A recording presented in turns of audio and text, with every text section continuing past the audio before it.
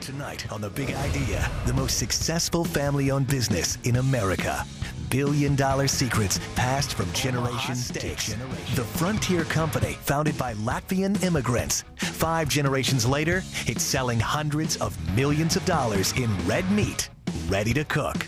Keeping it in the family and building it big. Tonight on The Big Idea.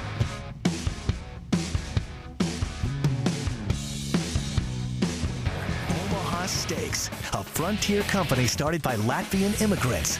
Now, after 5 generations, Omaha is the red meat center of the direct marketing universe. And it's cooking up a plan to get into every kitchen in America. Somewhere in middle America, right to the heart of matter. Who's doing the music on The Big Idea? Now, I love these choices. Welcome back to The Big Idea. Tonight, family secrets to making millions, even billions. Looking at some of the biggest family businesses in America. And my next guest is running a company started by his great-great-grandfather nearly a century ago on the American frontier.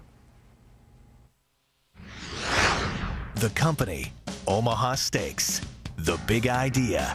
In 1917, father and son businessmen began their now famous meat company in Omaha, Nebraska.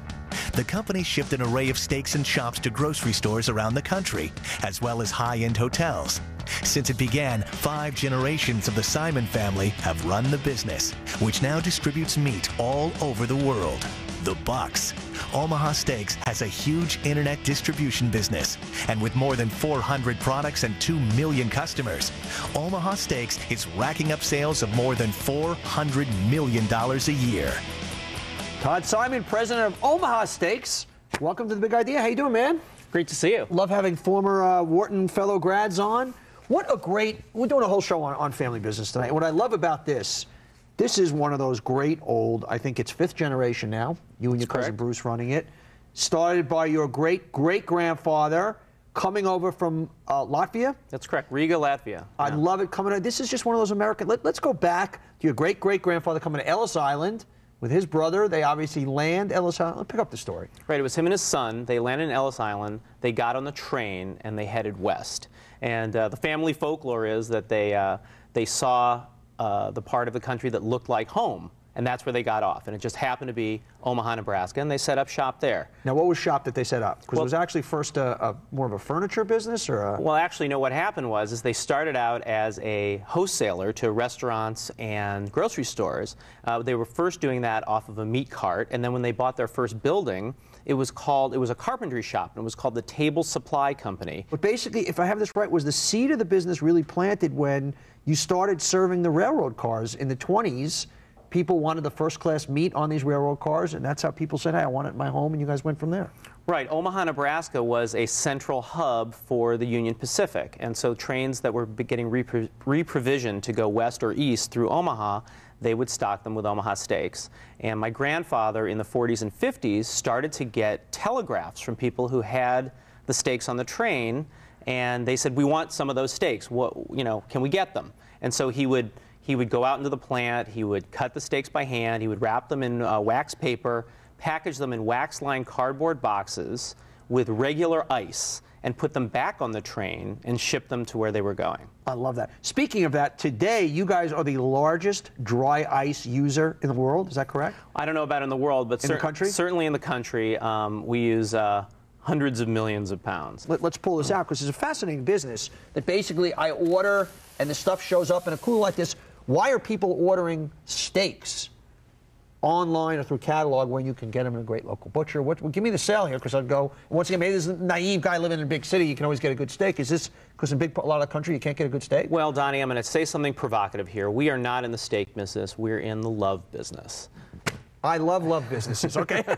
And what I mean by that is, how do people show love for their family and friends? They have a meal. They bring people together around the table. So what we're doing, and what we've been doing since we started the direct shipping business in the 50s, what we've been doing is giving people an opportunity to share the love, to invite family and friends over and enjoy Omaha Steaks. That's if they order them for themselves.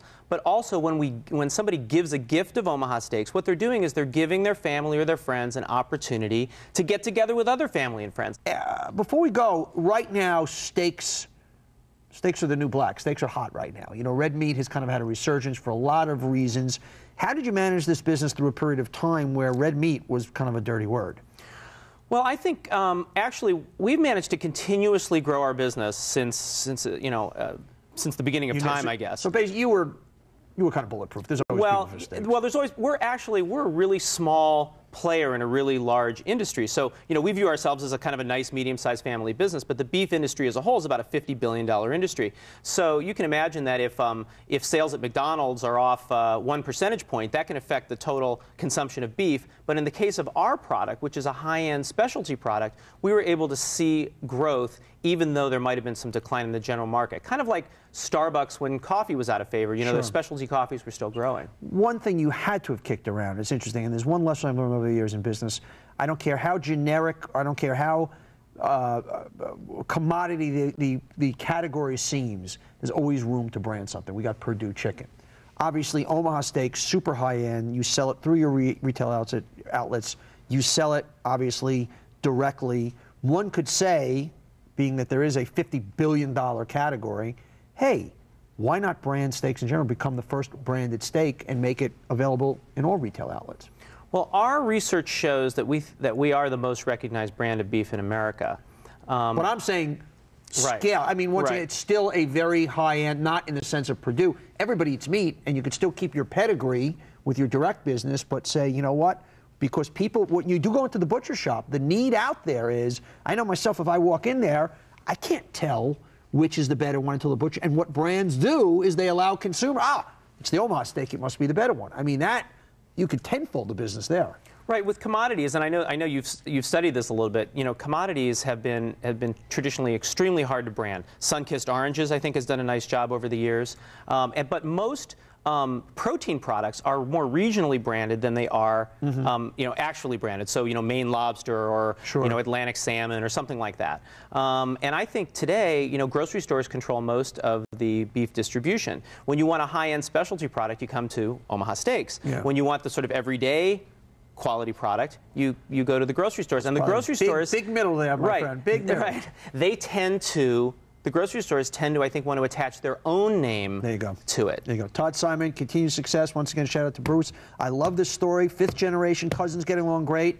Everybody likes steak. Thanks, man. Thanks, Donnie. Great to see you. Great to see you. More big ideas straight ahead.